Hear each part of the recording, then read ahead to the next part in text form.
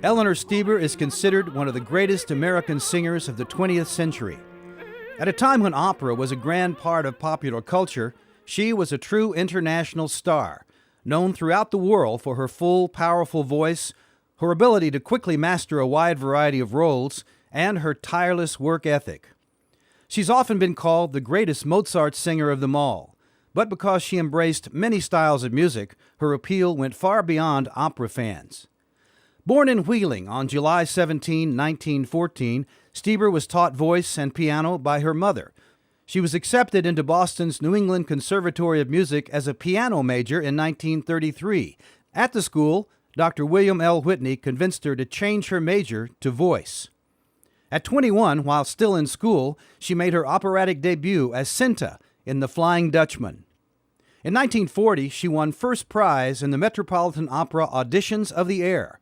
The award included a contract with the Met and a national tour, making her an instant celebrity. Wheeling hosted a grand Eleanor Steber Day, complete with a parade and Governor Homer Holt in attendance. That night, she sang the first of 16 annual sold-out homecoming concerts. Her Met debut, as Sophie in De Rosenkavalier, was in December 1940. And in 1944, Toscanini chose her to sing in his first radio performance of an opera. In 1948, Eleanor premiered Samuel Barber's Knoxville, summer of 1915, a work she had commissioned a year earlier. It has become the time of evening when people sit on their porches.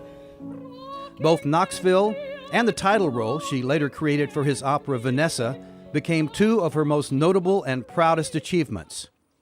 From 1945 to 1955, she performed on NBC's syndicated radio show The Voice of Firestone, which became one of the signatures of her career. The show offered her the opportunity to sing popular standards and even musical comedy for a national audience. And when it moved to television, she became the first woman to sing on national commercial television.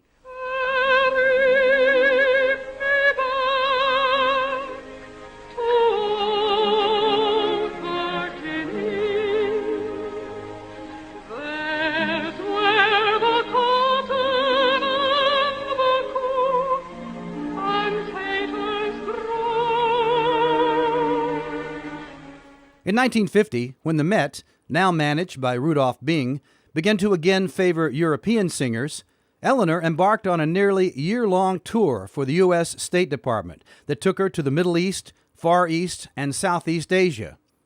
She was the first Western woman to perform in Baghdad and the first American singer in modern times to perform in many countries she visited. An audience of 80 million tuned in to watch her sing Madame Butterfly on Japanese TV. When she realized many of her concerts were not open to the general public, she arranged for shows and workshops in universities. By the tour's end, she had sung some 33 formal concerts in 17 countries. The tour had a profound effect on her and made her a champion of women's rights. During the 50s, she maintained a rigorous schedule, singing between 150 and 200 performances a year. Over 22 Met seasons, Steber did 427 performances of 34 roles and sang more performances of Mozart leading roles than any other singer in the company's history. In all, she had 65 roles in her operatic repertoire.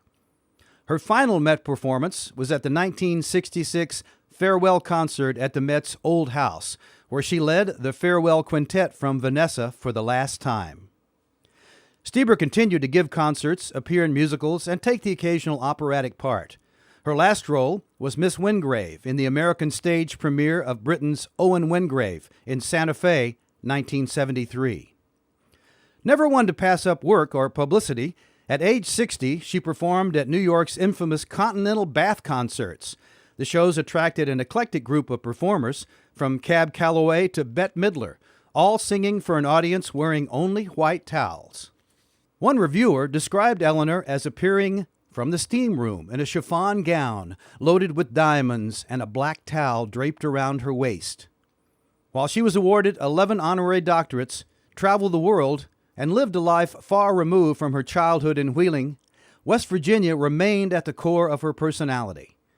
In the introduction to her autobiography, she wrote, "No matter where or how often I traveled, I have remained a daughter of Wheeling with my spiritual roots sunk deeply into that unique corner of America." Eleanor Steber died on October 3, 1990, 2 months before the 50th anniversary of her Met debut. Her obituary in Opera News described her as a musician so in touch with music's essence and so aware of its varied expressions that to bring them alive was only a matter of opening the mouth and giving utterance.